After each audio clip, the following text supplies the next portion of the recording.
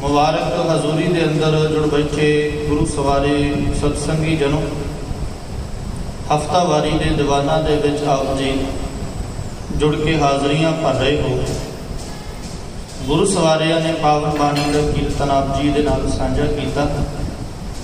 भगत नामदेव जी की मुबारक रचना तो उच्चारण किया होया पावन बचन सोरठ राग के अंदर गुरु ग्रंथ साहिब जी के 657 अंग के उत्ते सुभायमान शब्द जो अज आप विचारण का यतन करना है। आओ सतगुरु जी कृपा करन आप विचार के नाल जुड़न का यतन करिए। गुरु असीस गुरु फतेह सांझी करिए जी। वाहिगुरू जी का खालसा वाहिगुरू जी की फतेह। अजकल जो समाज के विच चल रहा है, इंसान एक दूजे वाल वेख के एक दूजे के बाहरी पहरावे नूं वेख के एक दूजे के बाहरी बनतर नूं वेख के इंसान उहदे वर्गा बनना चाहता है। और भगत नामदेव जी ने बड़ी सुंदर उदाहरण लैके साडे जीवन नूं एक रब दे नाल जोड़न का जरिया बड़ा सोहना बख्शिश किया। अज तुसीं समाज दे विच वेखो, तुसीं तुरे जा रहे हो, बंदे ने सोहने कपड़े पाए ते 10 बंदे तुहानूं खिलार के पुछदे ने भाई कित्थों लए आ। तुहाडा घर होवे वधिया बनया होवे ते आपां पुछदे आ भी तुहाडी बिल्डिंग लई आ, तुसीं ये बिल्डिंग दे विच फ्लैट लिया है, तुसीं ये घर लिया है, किहड़ा बिल्डर सी,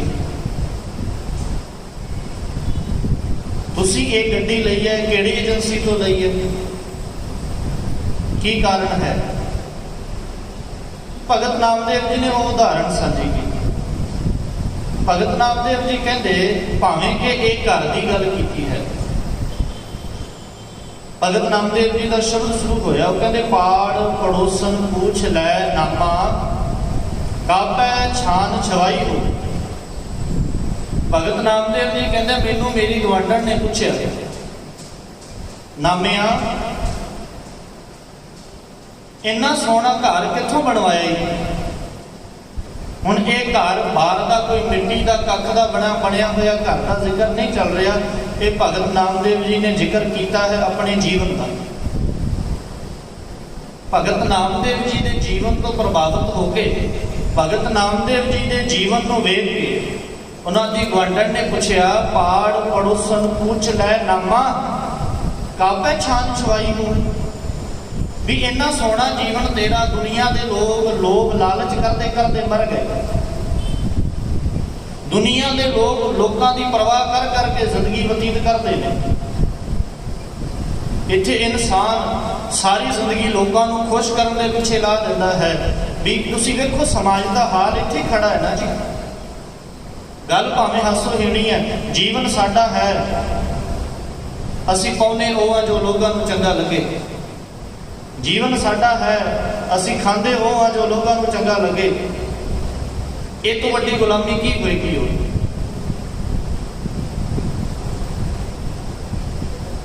ये जे अपने जीवन वाल झांकी मार के देखिए तो ये सिर्फ तो सिर्फ हर इंसान अपने जीवन को बर्बाद लोगों की खातर करता है, तो उन्होंने लोगों की खातर करता है जिहड़े बर्बादी तो बाद आके बांह भी नहीं पड़ते। मैं पहला भी ये गल्लां तुहाडे नाल साझियां कीतियां ने। तुसीं वेखो अजकल विआहां दे विच हो रहे वाधू खर्चे, ये जिन्हों पंजाबी दे विच गल कहंदे भी गड्डियां चुक के फाहा लैणा। भगत नामदेव जी के जीवन दे विच ये गल वेखी, वो कहंदे भी इत्थे दुनिया दे विच हर इंसान एक दूजे की खातर जी रहा है। मैं ये काम करा लोग खुश होणगे, दो तरीके नाल वाधू खर्चे कीते जांदे आ जी। एक तो खुश करने वास्ते किया जाता है, दुखी करने वास्ते भी किया जाता है। दुखी करने वास्ते एक तो होता ना भी मैं पैसा लाया तो लोग एक तो होंगे भी एक तो मेरी वाह वाह होएगी। मैं किसी भी चीज़ से पैसा लावा, भावें घर से लावा, भावें ब्याह से लावा, भावें गड्डी से लावा, भावें अपने कपड़िया से लावा, तो एक तो होता है भी मैनू वेख के लोग खुश होंगे। दूजा पक्ष एक और नवा है, वो पक्ष पता की है, लोग सड़नगे भी तो सही। लोग सड़नगे। मैं इतना पैसा किया, एक बार बोलती बंद करा दांगा, मैं इतना खर्चा करांगा, एक बार मेरे सामने गल करन जोगे नहीं रहणगे। वो तो माड़ी जी गल करके लंघ गया, पूरी जिंदगी कर्जा उतारदे उतारदे खुद ही बोलती बंद हो जाती। बेअंत उदाहरण इदां दियां ने। भगत नामदेव जी कहते जी ये जीवन कित्थों मिलिया? भगत नामदेव जी का शब्द पढ़िए। भगत नामदेव जी कहते सफल जन्म मोको गुर दीना, दुख विसार सुख अंतर लीना। ਇਹੋ ਜਿਹਾ सफल जीवन मैनू मेरे गुरु ने बख्शिश किया है, जिन्हें मेरे जीवन के विचों दुखों को विसार के, दुखों को दूर करके सुख बख्शिश कर दिते। हुण उस गवांढन ने जिहड़ा सवाल किया, वो कहते पाड़ पड़ोसन पूछ लै नामा, कापै छान छवाई हो। अगली गल कहते तोपै दुगनी मजूरी दे हो, मोको बेटी दे बताई हो।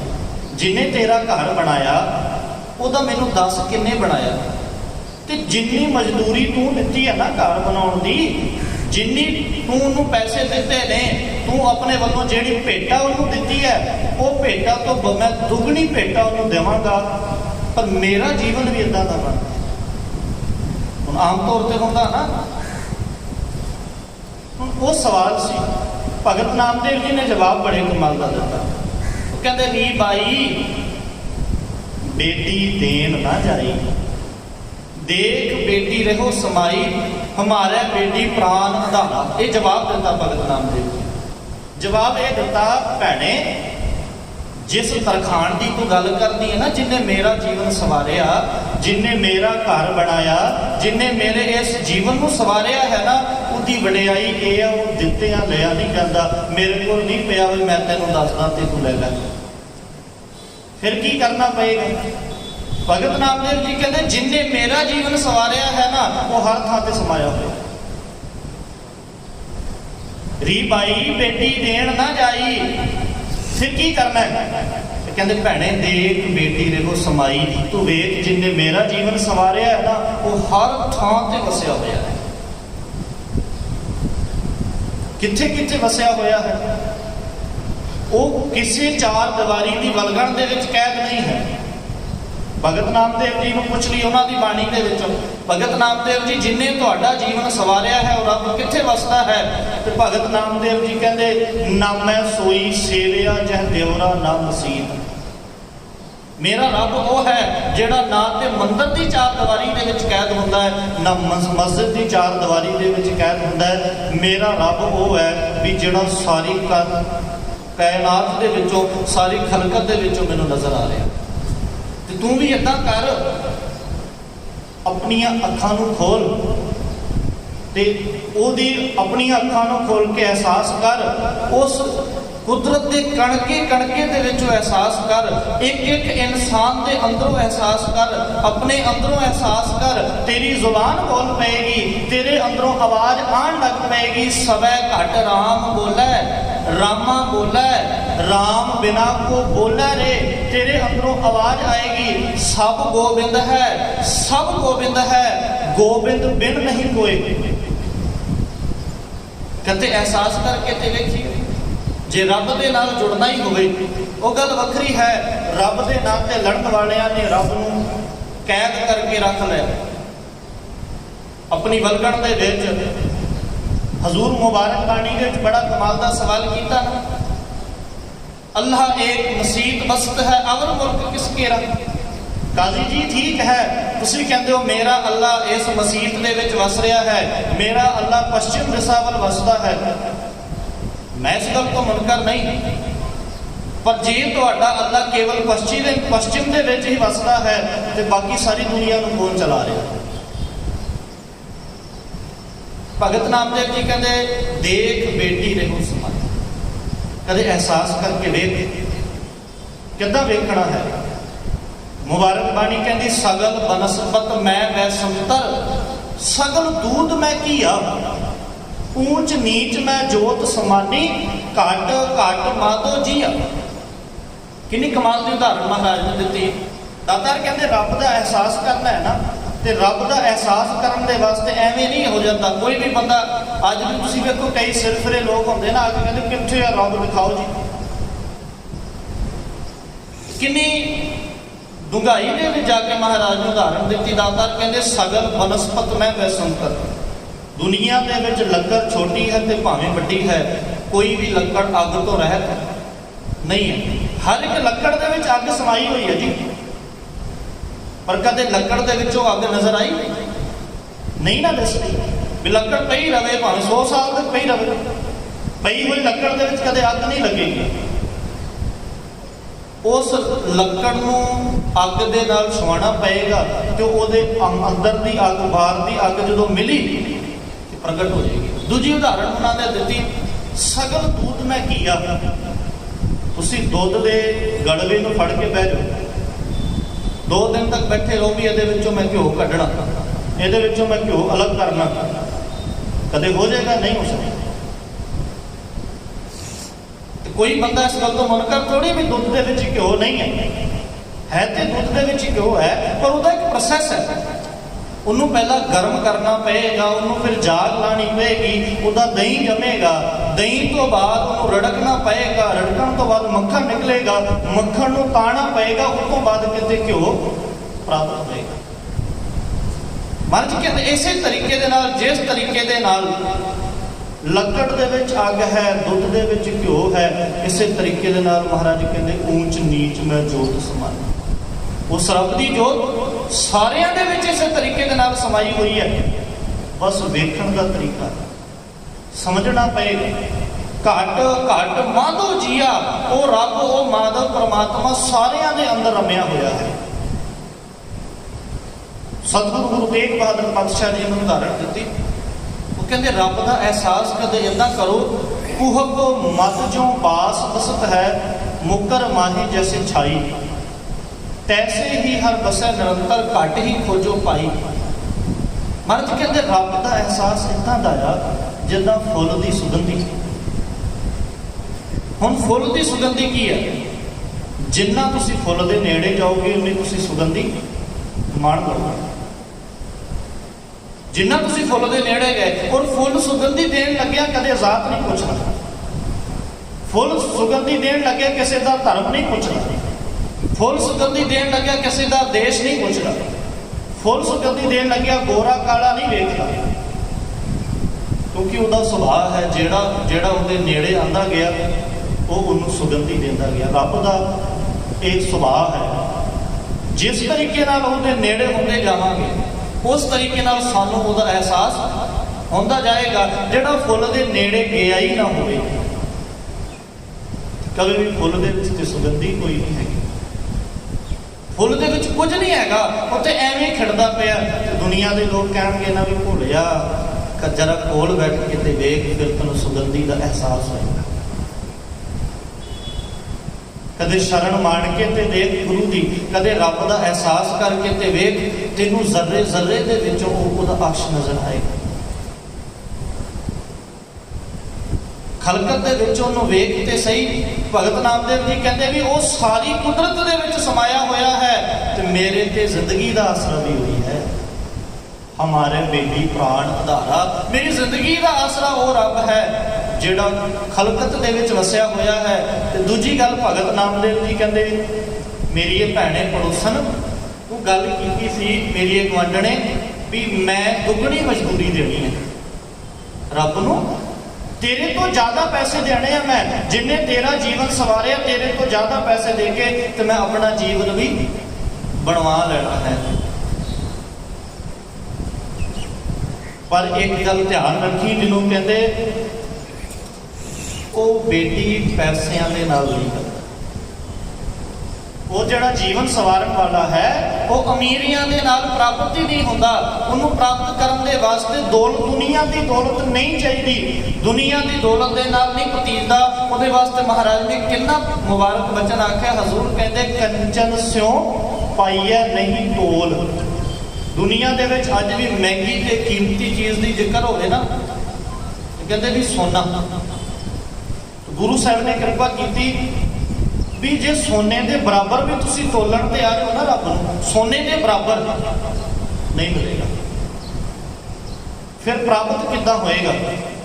ਕਿੱਦਾਂ ਉਹਦੇ ਨਾਲ ਜੁੜਨਾ ਹੈ? ਉਹ ਕਹਿੰਦੇ ਵੀ ਪ੍ਰਾਪਤ ਇੱਦਾਂ ਹੋਏਗਾ, ਮਨ ਦੇ ਰਾਮ ਲਿਆ ਹੈ ਮੋਲ। ਆਪਣੇ ਆਪ ਨੂੰ ਸਮਰਪਣ ਕਰ ਦੇ, ਆਪਣੇ ਆਪ ਨੂੰ ਅਰਪਿਤ ਕਰ ਦੇ, ਉਹ ਤੈਨੂੰ ਪ੍ਰਾਪਤ ਹੋ ਜਾਏਗਾ।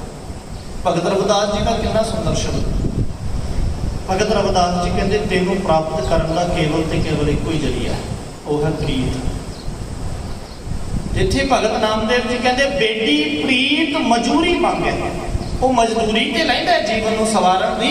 ਫਰੀ ਦੇ ਵਿੱਚ ਉਹ ਕਿਸੇ ਦਾ ਜੀਵਨ ਨਹੀਂ ਸਵਾਰਦਾ, ਉਹ ਜ਼ਰੂਰ ਮਜ਼ਦੂਰੀ ਲੈਂਦਾ ਹੈ, ਪਰ ਜਿਹੜੀ ਮਜ਼ਦੂਰੀ ਲੈਂਦਾ ਇਹਨੂੰ ਪਿਆਰ ਦੀ ਮਜ਼ਦੂਰੀ ਲੈਂਦਾ, ਉਹਦੇ ਨਾਲ ਪ੍ਰੀਤ ਕਰਨੀ ਪਏਗੀ।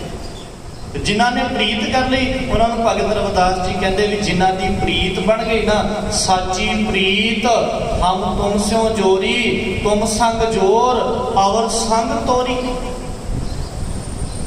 ਤੇਰੇ ਨਾਲ ਪ੍ਰੀਤ ਜੁੜੀ ਤੇ ਹੁਣ ਮੈਨੂੰ ਬਾਕੀ ਦੁਨੀਆ ਦੇ ਸਾਰੇ ਝੂਠੇ ਲੱਗਣ ਲੱਗ ਪਏ। ਤੇਰੇ ਨਾਲ ਜੁੜ ਕੇ ਤੇ ਜਿਸ ਤਰੀਕੇ ਨਾਲ ਤੇਰੇ ਨਾਲ ਜੁੜਦਾ ਰਿਹਾ ਤੇ ਇਹ ਮੈਨੂੰ ਅਹਿਸਾਸ ਹੋਇਆ ਵੀ ਜਿੱਦਾਂ ਤੇਰੇ ਦੇ ਨਾਲ ਪ੍ਰੀਤ ਜੁੜੀ, ਤੇਰੇ ਨਾਲ ਮੇਰਾ ਸੰਬੰਧ ਜੁੜਿਆ ਤੇ ਤੇਰੀ ਸੱਚੀ ਪ੍ਰੀਤ ਦੇ ਵਿੱਚੋਂ ਇਹ ਬਚਨ ਮੈਨੂੰ ਚੇਤਾ ਆਉਂਦੇ ਨੇ ਵੀ ਜੇ ਮੈਂ ਤੇਰੇ ਦੇ ਨਾਲ ਜੁੜ ਗਿਆ, ਜੇ ਮੈਨੂੰ ਤੇਰਾ ਅਹਿਸਾਸ ਹੋ ਗਿਆ, ਤੇਰੀ ਪ੍ਰੀਤ ਦੇ ਨਾਲ ਮੇਰਾ ਸੰਬੰਧ ਬਣਿਆ ਤੇ ਇਹਨੂੰ ਕਿਹਾ ਵੀ ਸਾਚੀ ਪ੍ਰੀਤ ਤੇਰੇ ਦੇ ਨਾਲ ਬਣੀ ਹੈ ਤੇ ਇਸ ਪ੍ਰੀਤ ਨੇ ਮੇਰੇ ਜੀਵਨ ਨੂੰ ਸਵਾਰ ਦਿੱਤਾ। ਤੋਰੀ ਨਾ ਟੁੱਟੈ ਛੋਰੀ ਨਾ ਛੁੱਟੈ, ਐਸੀ ਮਾਦੋ ਖਿੰਚ ਤਨੀ।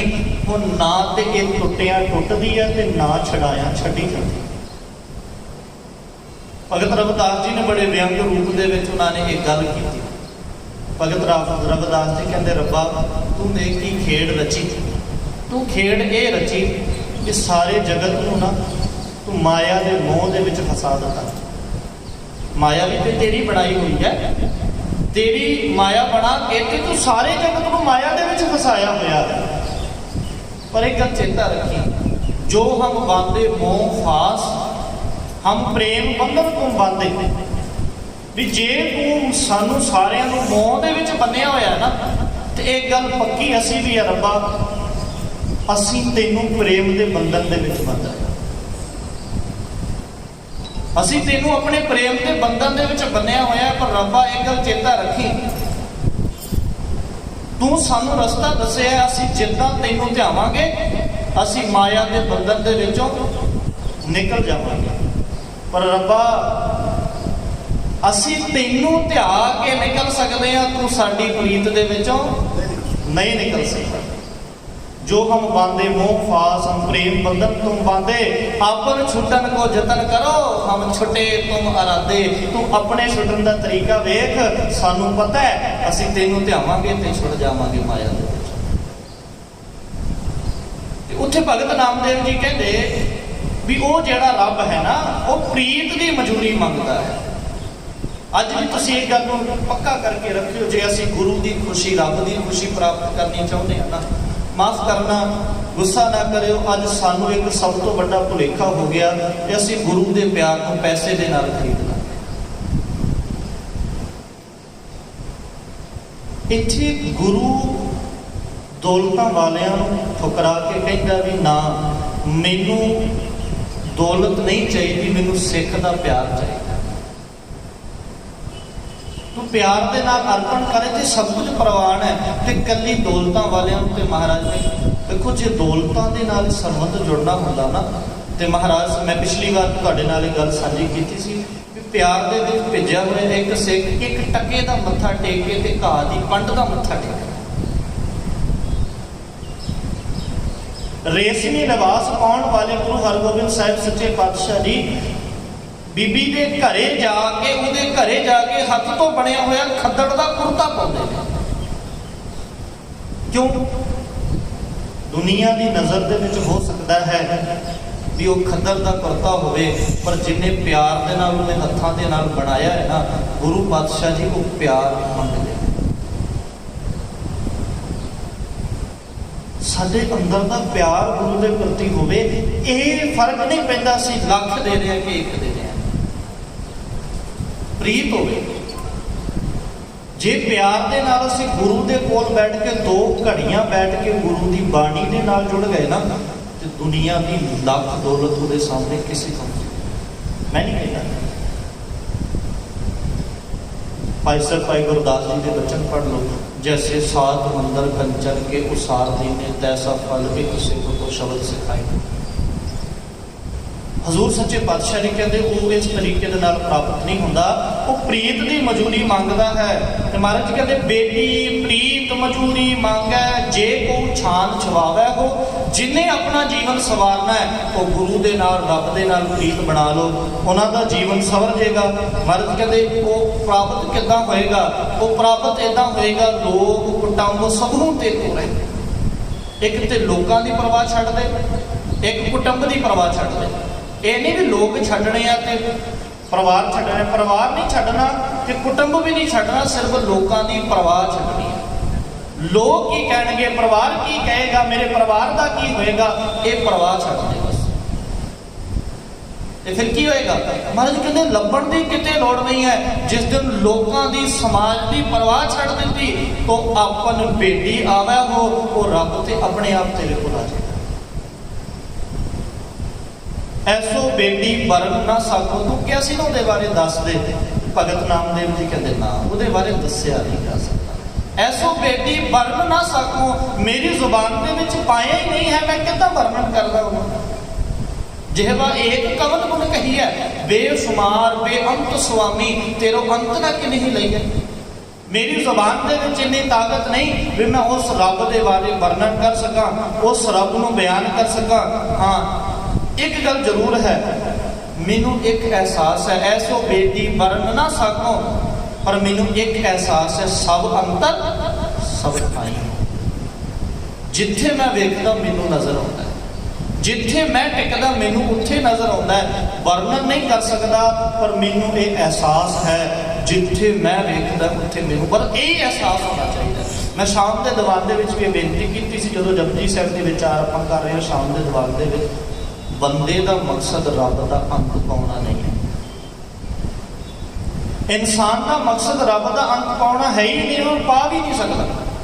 इंसान का मकसद रब की रजा हो सकता है। इंसान का मकसद उसकी रजा के विच राजी रहना है, उसके हुक्म को समझना है। इंसान का मकसद सचियार होना है, ना कि उसकी अंत पाने के चक्कर दे विच जाना। हजूर सच्चे पातशाह जी कहते ਉਹਦੇ ਬਾਰੇ ਵਰਣਨ नहीं किया जा सकता।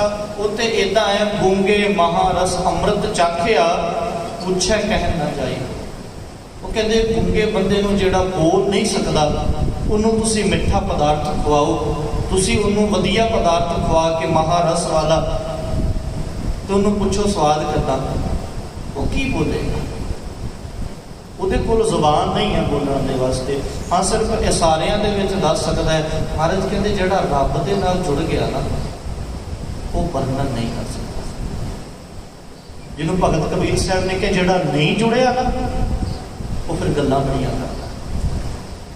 कहो कबीर शूशा घट बोले, भरिया होए सो कहो ना, खाली भांडा होवे बड़े छाले मारदा, बड़े छाले मारदा। जिस दिन वो भांडा नक भर गया, टिक जाता है। जो बंदे को थोड़ा जा ज्ञान आ जाए, थोड़ी जी थोड़ा जा पता लग जाए, बड़िया छाला वजदियां, फिर लोगों के वजदा जा जाके लोगों को एहसास कराउंदा भी मैनूं बड़ा पता। और जिस दिन वो ज्ञान बड़ा इकट्ठा हो गया, तो फिर टिक जाता है एक थां।